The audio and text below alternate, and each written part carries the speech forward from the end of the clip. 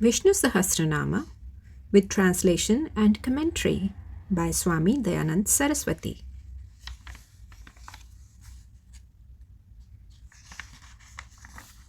Om Namo Narayanaय. Purva Bhaga. Om Shuklam Baradharam Vishnu Sahasranam Chaturbhujam Prasannavadanam Dhyayet Sarva Vignopashantaye. One should meditate on him who wears white dress, who is all-pervasive, of the color of the moon, who has 4 arms and a tranquil face for the cessation of obstacles. This verse is generally chanted as a prayer to invoke the grace of Lord Ganesha before undertaking any work. The Lord is invoked both as Vignaraja and also as Vignahara. Every action attracts 2 types of results.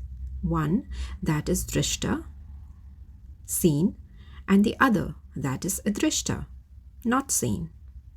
Drishtaphala is enjoyed immediately, whereas the adrishtaphala is enjoyed much later, either in this birth or in other births. A human being is endowed with a free will. That free will can be used to do what is right, dharma. Then the person incurs an adrishtaphala called punya, which in turn manifests as circumstances which will give sukha, or the free will can be abused to hurt other living beings or other human beings and go against what is right, dharma, and thus incur an adrishtaphala called papa. This manifests as circumstances that would give rise to dukkha. So the punya and papa stand in the account of the jiva, the individual, as long as one looks upon oneself as a limited person, as a doer and enjoyer. In accordance to one's karma, a person is born at a particular place and time with a particular parentage and culture. All the karmaphala standing in one's name cannot be fulfilled in one given birth. A human birth is a mixture of both punya and papa, and every experience has both punya and papa. Thus, the whole life is a mixture of punya and papa. One keeps exhausting the punya or papa on the one hand, and on the other hand adds a little more punya or papa in one's life. The results of action are according to the law of karma, which is the manifestation of Ishvara. When one looks at the Lord as the giver of the results of action, he is the presiding deity of the law of karma and thereby becomes the giver of the result of action. The law itself is Bhagwan. The individual jiva is a karta. And when one performs actions, the results are given by the Lord. But the law of means and ends is presided over by Ishvara. And with reference to that, the Lord is called Karmadhyaksha. And as the giver of the fruits of action, he is called Karmaphala Data. The Lord is called Vignaraja, the one who presides over the obstacles, Vignanyam Raja. He is the one who throws the obstacles when he gives us the result of our papa.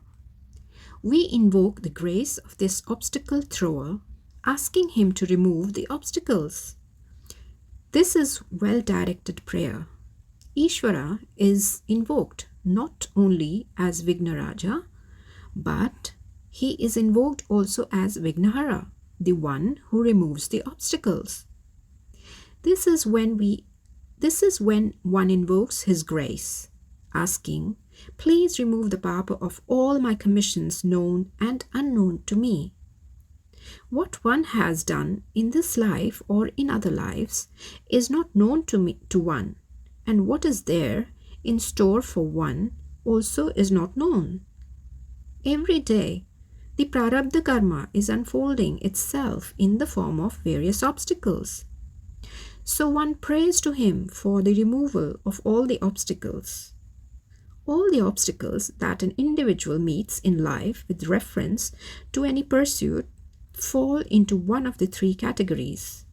They can be, number 1, adhyatmika, obstacles centered on oneself, like mental disturbances, lack of concentration, anger, stomachache, and so on.